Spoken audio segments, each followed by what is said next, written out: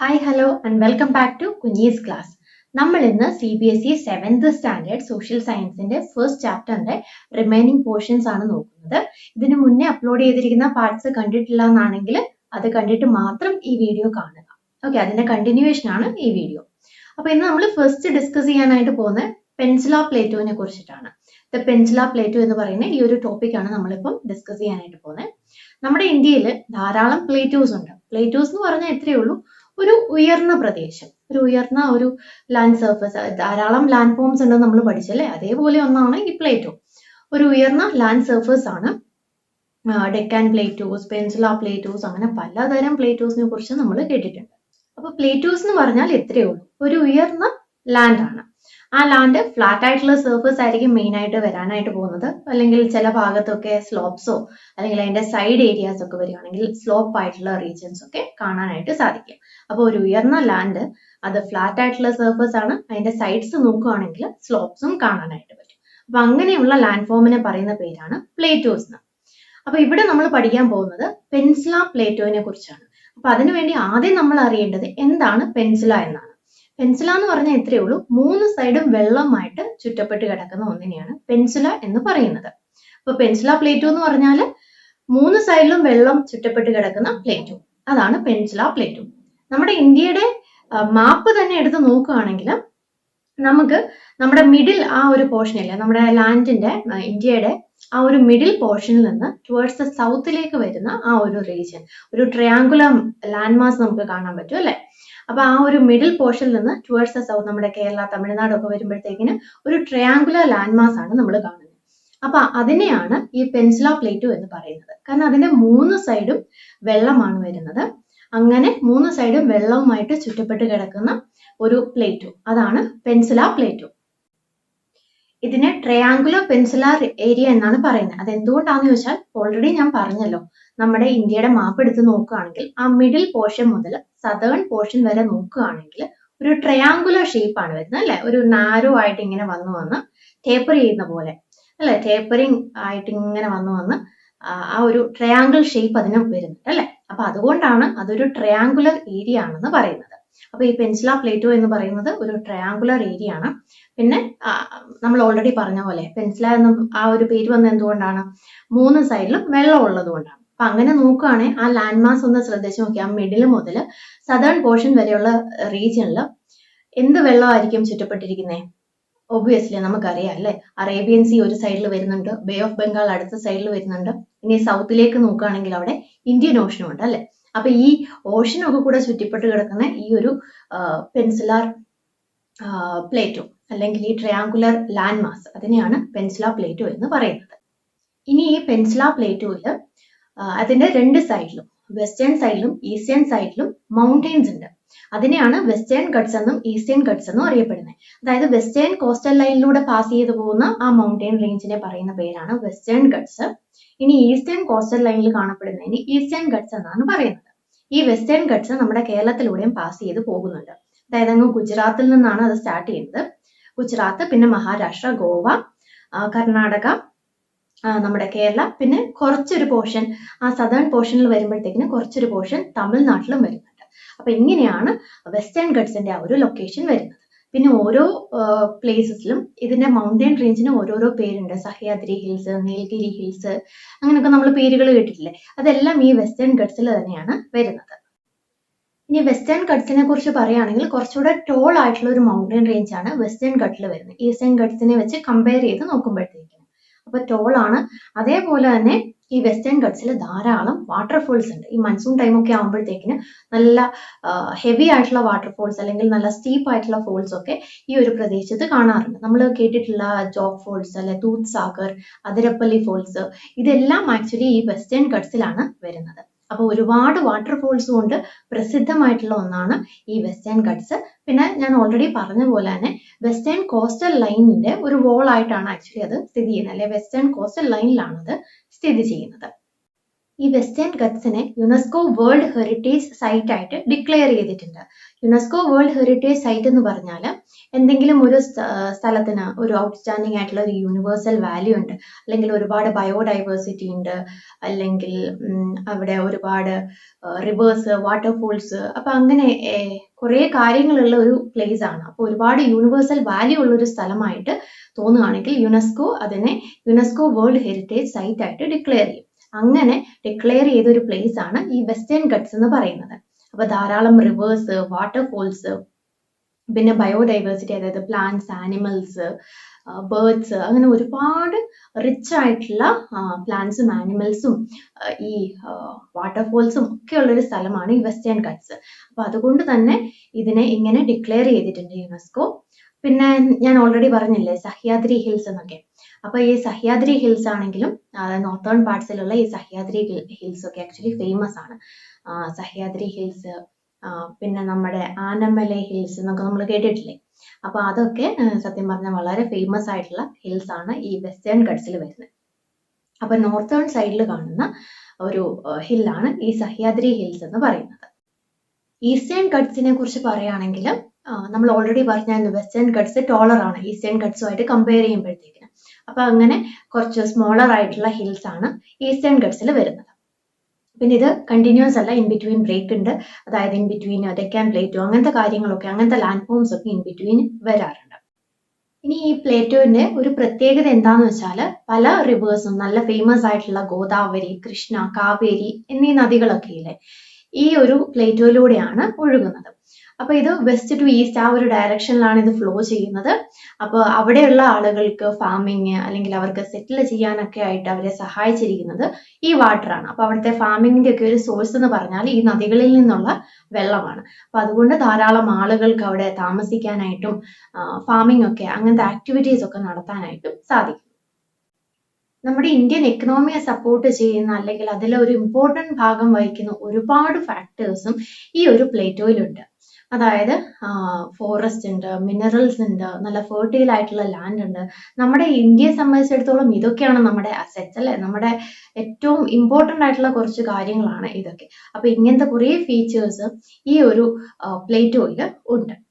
പിന്നെ ഇത് ഈസ്റ്റേൺ സൈഡിലേക്ക് കുറച്ചൊരു ടിൽറ്റ് ഉണ്ട്. അപ്പൊ അതുകൊണ്ട് തന്നെയാണ് കുറേ നദികൾ ഈ ഈസ്റ്റേൺ സൈഡിലേക്ക് ഫ്ലോ ചെയ്ത് നേരെ ബേ ഓഫ് ബംഗാളിലേക്ക് എത്തുന്നത്. അപ്പൊ അതിന്റെ എക്സാമ്പിൾ നോക്കുകയാണെങ്കിൽ നമ്മൾ ഓൾറെഡി പറഞ്ഞ പോലെ കൃഷ്ണ, ഗോദാവരി, പിന്നെ മഹാനദി, ഇതൊക്കെ ആക്ച്വലി വെസ്റ്റ് ടു ഈസ്റ്റ് ഡയറക്ഷനിൽ ഫ്ലോ ചെയ്ത് ഈസ്റ്റേൺ സൈഡിലൂടെ അത് ഒഴുകി ബേ ഓഫ് ബംഗാളിലേക്ക് എത്തുന്നതാണ്. അപ്പൊ അതുകൊണ്ട് തന്നെ ആ ഏരിയയിലുള്ള ആളുകൾക്ക് ഫാമിംഗ് ആക്ടിവിറ്റീസ് ചെയ്യാനായിട്ട് പറ്റുന്നുണ്ട്. ധാരാളം ഇൻഡസ്ട്രീസ് ഇവിടെ സെറ്റപ്പ് ചെയ്തിട്ടുണ്ട്. പിന്നെ ഹൈഡ്രോ ഇലക്ട്രിസിറ്റി പ്രൊഡ്യൂസ് ചെയ്യാനൊക്കെ ആയിട്ട് സഹായിക്കുന്നുണ്ട് ഈ നദികൾ കാരണം. ഇങ്ങനത്തെ കുറേ കാര്യങ്ങൾ അല്ലെങ്കിൽ കുറേ ആളുകൾക്ക് അവിടെ താമസിക്കാനായിട്ട് സെറ്റിൽമെന്റ്സിനൊക്കെ വളരെയധികം സഹായമാണ്. അപ്പൊ നിങ്ങൾ ഓർക്കും എല്ലാ നദികളും കൂടെ അങ്ങ് ബേ ഓഫ് ബംഗാളിലേക്കാണ് പോകുന്നത്. പാവം അറേബ്യൻ സീ ഇവിടെ ഉണ്ടല്ലേ, അറേബ്യൻ സീയിലേക്ക് ആരും പോകുന്നില്ല എന്ന് നിങ്ങൾ ചിന്തിക്കുന്നില്ലേ? അറേബ്യൻ സീയിലേക്കും നദികൾ പോകുന്നുണ്ട് കേട്ടോ, അങ്ങോട്ടേക്കും ഒഴുകുന്നുണ്ട്. അതായത് നർമ്മദ, താപ്തി അല്ലെങ്കിൽ താപി എന്ന് പറയും, താപി ഓർ താപ്തി. അപ്പൊ അങ്ങനത്തെ നദികൾ നർമ്മദ, താപ്തി ഒക്കെ പോലത്തെ നദികളും ഒഴുകുന്നുണ്ട്. അത് ഫ്ലോ ചെയ്യുന്നത് അറേബ്യൻ സീയിലേക്കാണ് കേട്ടോ, അത് എൻഡപ്പ് ചെയ്യുന്നത് അറേബ്യൻ സീയിലാണ്. അപ്പൊ അങ്ങനെ ബേ ഓഫ് ബംഗാളിലേക്ക് പോകുന്ന നദികളും ഉണ്ട്, അറേബ്യൻ സീനെ ആരും അറിഞ്ഞിട്ടില്ല കേട്ടോ, അങ്ങോട്ടേക്ക് പോകുന്ന നദികളും ഉണ്ട്. ഇവിടെ ഡെൻസ് ഫോറസ്റ്റ് ഈ പ്ലേറ്റോസിൽ ഉണ്ടെന്ന് നമ്മൾ പറഞ്ഞല്ലേ. അപ്പൊ ഡെൻസ് ഫോറസ്റ്റ് ഉണ്ടെങ്കിൽ ഒബ്വിയസ്ലി അവിടെ ട്രൈബൽ ഗ്രൂപ്പ്സും കാണും. അങ്ങനെ ധാരാളം ട്രൈബൽ ഗ്രൂപ്പ്സും ഈ ഒരു പ്ലേസിൽ കാണാറുണ്ട്. അപ്പൊ അതിന്റെ എക്സാമ്പിൾ നോക്കുകയാണെങ്കിൽ സെന്താൽ, ഗോൺസ്, ബൈഗ, പിൽ, കോർക്ക്, ഇതൊക്കെ അതിന്റെ എക്സാമ്പിൾസ് ആണ് കേട്ടോ, ഈ ട്രൈബൽ ഗ്രൂപ്പ്സിന്റെ എക്സാമ്പിൾസ് ആണ്. പിന്നെ ട്രൈബൽസിന്റെ ലാംഗ്വേജ് ഇച്ചിരി ഡിഫറെന്റ് ആണ്, അവരുടെ ട്രഡീഷൻസ്, അവർ ഈ നേച്ചറിനെ ഒക്കെ ആരാധിക്കുന്നവരാണ് അല്ലെ. ഒരു ട്രീ ആയിരിക്കാം, അല്ലെങ്കിൽ റോക്ക് ആയിരിക്കാം, അല്ലെങ്കിൽ റിവർ ആയിരിക്കാം, അതിനെയൊക്കെയാണ് അവർ ആക്ച്വലി ആരാധിക്കുന്നത്. അവരുടെ ദൈവം എന്ന് പറയുന്നത് ഈ നേച്ചർ തന്നെയാണ്. അപ്പൊ നേച്ചറുമായിട്ട് വളരെയധികം കണക്ട് ചെയ്ത് ജീവിക്കുന്ന ആളുകളാണ് ഈ ട്രൈബൽസ് എന്ന് പറയുന്നത്. അപ്പൊ ഒബ്വിയസ്ലി ഫോറസ്റ്റ് ഉള്ള സ്ഥിതിക്ക് അവിടെ ട്രൈബൽ ഗ്രൂപ്പ്സും അവരുടെ ആചാരങ്ങളും കൾച്ചറും കാര്യങ്ങളും ഒക്കെ ഉണ്ട്. നമ്മൾ ഓൾറെഡി ഡിസ്കസ് ചെയ്ത കാര്യമാണ്, ഇവിടെ ധാരാളം വാട്ടർഫോൾസ് ഉണ്ട്. അതായത് നല്ല സ്റ്റീപ്പ് ആയിട്ടുള്ള ഫോൾസ് ആണ്. അത് അനീവൻ ആയിട്ടുള്ള അല്ലെങ്കിൽ റോക്കി ആയിട്ടുള്ള സർഫസിൽ വന്ന് പതിച്ച് അതിന്റെ ആ ഒരു സൗണ്ടും, നമ്മൾ വാട്ടർഫോൾസ് നേരിട്ട് കണ്ടിട്ടുണ്ടെങ്കിൽ നമുക്കറിയാം എന്ത് രസമാണ് ഒരു വാട്ടർഫോളിൽ ഇങ്ങനെ നോക്കി നിൽക്കാനായിട്ട്. അപ്പൊ അങ്ങനെ ധാരാളം വാട്ടർഫോൾസ് ഉള്ള ഒരു സ്ഥലം കൂടിയാണ് ഈ പ്ലേറ്റോസ് എന്ന് പറയുന്നത്. ഈ വാട്ടർഫോൾസ് ടൂറിസ്റ്റുകളെയൊക്കെ അട്രാക്ട് ചെയ്യും. അങ്ങനെ ഒരു ടൂറിസ്റ്റ് സ്പോട്ട് അതല്ലാണ്ട് തന്നെ ധാരാളം കാര്യങ്ങൾ ഈ വാട്ടർഫോൾസിൽ നിന്നുണ്ട്. ഹൈഡ്രോ ഇലക്ട്രിസിറ്റി പ്രൊഡ്യൂസ് ചെയ്യാനായിട്ടും അതേപോലെ തന്നെ ഫാമിംഗ് ആക്ടിവിറ്റീസിന് ഇറിഗേഷൻ പോലെയുള്ള കാര്യങ്ങൾക്ക് വേണ്ടിയിട്ട് യൂസ് ചെയ്യുന്ന വാട്ടറും ഒക്കെ ഈ വാട്ടർഫോൾസിൽ നിന്നാണ് വരുന്നത്. അപ്പൊ അങ്ങനെ എന്തുകൊണ്ട് നോക്കുകയാണെങ്കിൽ ഒരുപാട് കാര്യങ്ങൾ ഈ വാട്ടർഫോൾസിന്റെ സഹായത്തോട് കൂടിയിട്ടും നടക്കുന്നുണ്ട്. ഇനി നമ്മൾ പഠിക്കാനായിട്ട് പോകുന്ന ഇന്ത്യയുടെ കോസ്റ്റൽ ലൈനിനെ കുറിച്ചാണ്. നമ്മുടെ ഇന്ത്യയുടെ കോസ്റ്റൽ ലൈൻ എടുത്ത് നോക്കുകയാണെങ്കിൽ 7500 കിലോമീറ്റർ നീളമുണ്ട്. അപ്പൊ അത്രയും ലെങ്തി ആയിട്ടുള്ള കോസ്റ്റൽ ലൈൻ വരുന്ന ഒരു കൺട്രിയാണ് ഇന്ത്യ എന്ന് പറയുന്നത്. പിന്നെ ഒബിയസ്ലി ബീച്ച് എന്നൊക്കെ പറയുമ്പോഴത്തേക്കിന് എന്താണ് നമ്മുടെ മൈൻഡിലേക്ക് ഓടിയെത്തുന്നത് അല്ലെ? എത്ര ബ്യൂട്ടിഫുൾ ആയിട്ടുള്ള വിഷൻസ് ആണ് നമുക്ക് അവിടുന്ന് കിട്ടുന്നത്. അപ്പൊ ഇനി നമ്മൾ ഡീറ്റെയിൽ ആയിട്ട് പഠിക്കാൻ പോകുന്ന ഈ കോസ്റ്റൽ ഏരിയാസിനെ കുറിച്ചിട്ടാണ്. അപ്പൊ ഫസ്റ്റ് നമ്മൾ പഠിക്കാൻ പോകുന്ന വെസ്റ്റ് കോസ്റ്റ് ഓഫ് ഇന്ത്യ. ഇന്ത്യയിലെ വെസ്റ്റേൺ കോസ്റ്റൽ ലൈനെ കുറിച്ചാണ് നമ്മൾ പഠിക്കുന്നത്. നമ്മൾ ഓൾറെഡി വെസ്റ്റേൺ ഘട്ടിന്റെ കാര്യം പറഞ്ഞപ്പോൾ വെസ്റ്റേൺ കോസ്റ്റൽ ലൈൻ അവിടെ ഒന്ന് മെൻഷൻ ചെയ്തിട്ടുണ്ടായിരുന്നു അല്ലെ? അപ്പൊ അതിനെ കുറിച്ചാണ് നമ്മൾ പറയുന്നത്. അപ്പൊ വെസ്റ്റേൺ സൈഡിൽ ഈ പറഞ്ഞ പോലെ ധാരാളം നദികളുണ്ട്. അത് മിക്കവാറും വെസ്റ്റേൺ ഘട്ട്സിലായിരിക്കും ഒറിജിനേറ്റ് ചെയ്യുന്നത്. എന്നിട്ട് അത് അവിടുന്ന് പയ്യെ ഫ്ലോ ചെയ്ത് നേരെ നമ്മുടെ ഈ സീയിലേക്ക് എത്തുന്നു. വെസ്റ്റേൺ സൈഡിലുള്ള സീയിലേക്ക് എത്തുന്നു. വെസ്റ്റേൺ സൈഡിൽ അറേബ്യൻ സീ ആണ്. അറേബ്യൻ സീയിലേക്ക് വന്നാണ് അത് എൻഡ് ചെയ്യുന്നത്. അപ്പൊ നമ്മൾ ഓൾറെഡി നർമ്മദ, താപ്പി അതിന്റെയൊക്കെ കാര്യങ്ങൾ നമ്മൾ പറഞ്ഞായിരുന്നു അല്ലെ? ആ നദികളൊക്കെ നേരെ ഫ്ലോ ചെയ്ത് വരുന്നത് ഈ വെസ്റ്റേൺ സൈഡിലേക്കാണ്. അപ്പം ഈ വെസ്റ്റേൺ കോസ്റ്റൽ ലൈൻ എന്ന് പറഞ്ഞാൽ ആക്ച്വലി അത് ഗുജറാത്തിൽ നിന്നാണ് സ്റ്റാർട്ട് ചെയ്യുന്നത്. പിന്നെ ഗുജറാത്ത്, മഹാരാഷ്ട്ര അതൊക്കെ കടന്ന് നമ്മുടെ കർണാടക, ഗോവയൊക്കെ കഴിഞ്ഞ് കേരളം വരെ ഉണ്ട് അല്ലെ? അതാണ് വെസ്റ്റേൺ കോസ്റ്റൽ ലൈൻ എന്ന് പറയുന്നത്. അപ്പൊ അവിടെ വരുന്ന സീ എന്ന് വെച്ചാൽ അത് അറേബ്യൻ സീ ആണ്. അപ്പൊ അറേബ്യൻ സീയോട് ചേർന്ന് വരുന്ന ആ കോസ്റ്റൽ ലൈൻ അതാണ് വെസ്റ്റേൺ കോസ്റ്റൽ ലൈൻ. അപ്പൊ ഇവിടേക്ക് ചെന്ന് എൻഡ് ചെയ്യുന്ന നദികളാണ് നമ്മുടെ ഈ നർമ്മദ, താപ്പിയൊക്കെ. അപ്പൊ അവിടെ എസ്ട്രീസ് ഫോം ചെയ്യും. അതായത് അഴിമുഖങ്ങൾ. എസ്ട്രീസ് എന്ന് പറഞ്ഞാൽ അഴിമുഖങ്ങളാണ് കേട്ടോ. അതായത് ഈ നദികൾ ചെന്ന് സീയിലേക്ക് എത്തുന്നു. അപ്പൊ അങ്ങനെ അഴിമുഖങ്ങളും പിന്നെ ധാരാളം പോർട്സും കാര്യങ്ങളും ഒക്കെ ഇവിടെയുണ്ട്. അപ്പം നമ്മുടെ ഇന്ത്യൻ എക്കണോമിയുടെ വളരെ ഇമ്പോർട്ടന്റ് ആയിട്ടുള്ള ഒരു ഭാഗമാണ് ഈ വെസ്റ്റേൺ കോസ്റ്റൽ ലൈൻസും അവിടുത്തെ പോർട്സ് ഒക്കെ. ധാരാളം സിറ്റീസും പോർട്സും ഒക്കെ ഈ ഒരു പ്ലേസിൽ വരും. വർഷങ്ങളായിട്ട് ഒരുപാട് ട്രേഡും കാര്യങ്ങളും ഒക്കെ നടക്കുന്ന ഒരു പ്ലേസ് കൂടിയാണ് ഇത്. അടുത്ത നമ്മൾ പഠിക്കാൻ പോകുന്ന ഈസ്റ്റ് കോസ്റ്റിനെ കുറിച്ചാണ്. ഈസ്റ്റേൺ കോസ്റ്റൽ ലൈൻ എന്ന് പറഞ്ഞാൽ ഈസ്റ്റേൺ ഘട്ടിനും ബേ ഓഫ് ബംഗാളിനും ഇടയിൽ വരുന്ന ഒന്നാണ്. അപ്പൊ ഈ eastern coastal line Ganga delta മുതൽ അങ്ങ് കന്യാകുമാരി വരെ എക്സ്റ്റെൻഡ് ചെയ്ത് കിടക്കുന്ന ഒന്നാണ് ഈസ്റ്റേൺ കോസ്റ്റൽ ലൈന്. അതിന്റെ ഒരു സൈഡിൽ ബേ ഓഫ് ബംഗാൾ, മറ്റേ സൈഡിൽ ഈസ്റ്റേൺ ഘട്ട്സ്. ഇങ്ങനെയാണ് അതിന്റെ ലൊക്കേഷൻ വരുന്നത്. ഇനി ഇവിടെ ധാരാളം പ്ലെയിൻസും ഡെൽറ്റാസ്, റിവർ ഡെൽറ്റാസ് ഒക്കെ ഉണ്ട്. അതിന്റെ ഇമ്പോർട്ടന്റ് ആയിട്ടുള്ള ഡെൽറ്റാസ് പറയുകയാണെങ്കിൽ നമ്മൾ ഓൾറെഡി പറഞ്ഞില്ലേ ഏതൊക്കെ നദികളാണ് ബേ ഓഫ് ബംഗാളിലേക്ക് ചെന്ന് എൻഡ് ചെയ്യുന്നത്. അപ്പൊ അതൊക്കെയാണ് ഇമ്പോർട്ടന്റ് ആയിട്ടുള്ള റിവർ ഡെൽറ്റാസ് വരുന്നത്. അതായത് കൃഷ്ണ, ഗോദാവരി, മഹാനദി, കാവേരി എന്നീ നദികളുടെയൊക്കെ ഡെൽറ്റാസ് ഈ ഒരു പ്ലേസിലാണ് വരുന്നത്. ഈ ഒരു പ്രദേശത്ത് കാണുന്ന വളരെ ഇമ്പോർട്ടന്റ് ആയിട്ടുള്ള ചില വാട്ടർ ബോഡീസ് പറയുകയാണെങ്കിൽ ചിലിക്ക ലേക്കും പുളിക്കറ്റ് ലേക്കും ഒക്കെയാണ്. അത് ഈ പ്രദേശത്താണ് കാണപ്പെടുന്നത്. ഇനി നമ്മൾ ഓൾറെഡി ഡെൽറ്റാസ് എന്ന് പറഞ്ഞു. പക്ഷെ ഡെൽറ്റാസ് എന്താണെന്ന് നമ്മൾ പറഞ്ഞിട്ടുണ്ടായിരുന്നില്ല അല്ലെ? അതായത് ഈ നദികൾ ഒഴുകി മറ്റൊരു വാട്ടർ ബോഡിയുമായിട്ട് കൂടിച്ചേരുന്ന ആ ഒരു ടൈമിൽ, അതിപ്പോ ഓഷൻ ആയിക്കോട്ടെ അല്ലെങ്കിൽ ലേക്ക് ആയിക്കോട്ടെ, അങ്ങനെ മറ്റൊരു വാട്ടർ ബോഡിയുമായിട്ട് കൂടിച്ചേരുന്ന സമയത്ത് അതിന്റെ ഫ്ലോ കുറഞ്ഞ് അതിലൂടെ ഒഴുകി വരുന്ന സെഡിമെന്റ്സ്, ഒബ്വിയസ്ലി റിവേഴ്സ് ഫ്ലോ ചെയ്യുന്ന സമയത്ത് ധാരാളം സെഡിമെന്റ്സ് അത് ക്യാരി ചെയ്യുന്നുണ്ടായിരിക്കും അല്ലെ? അപ്പൊ ആ സെഡിമെന്റ്സ് ഒക്കെ അത് ഡെപ്പോസിറ്റ് ചെയ്യും. അങ്ങനെ ഡെപ്പോസിറ്റ് ചെയ്ത് ഓവർ ടൈം ആകുമ്പോഴത്തേക്കിന് കുറെ നാളെടുത്തിട്ടാണ് കേട്ടോ അതൊരു ട്രയാങ്കുലർ ലാൻഡ് മാസ് ആയിട്ട് ഫോം ചെയ്യും. അതിനെയാണ് ഡെൽറ്റ എന്ന് പറയുന്നത്. ആ ഒരു ലാൻഡ് മാസ്, അതായത് നദികള് മറ്റു ഓഷനായിട്ടോ അല്ലെങ്കിൽ ലേക്ക് ഒക്കെ ആയിട്ട് കൂടിച്ചേരുന്ന സമയത്ത് അവിടെ ഫോം ചെയ്യുന്ന, അത് സെഡിമെന്റ്സ് ഡെപ്പോസിറ്റ് ചെയ്ത് അവിടെ ഫോം ചെയ്യുന്ന ഒരു ലാൻഡ് ഫോം, അതിനൊരു ട്രയാങ്കുലർ ഷേപ്പ് ആയിരിക്കും വരുന്നത്. അപ്പൊ അതിനെയാണ് ഡെൽറ്റ എന്ന് പറയുന്നത്. പിന്നെ ഈ നദികൾ ക്യാരി ചെയ്യുന്ന സെഡിമെന്റ്സ് എന്ന് പറഞ്ഞാൽ നമുക്കറിയാലോ, ഒബ്വിയസ്ലി മിനറൽസ്, നല്ല ഫെർട്ടൈൽ ആയിട്ടുള്ള സോയിലൊക്കെ ആയിരിക്കും അല്ലെ?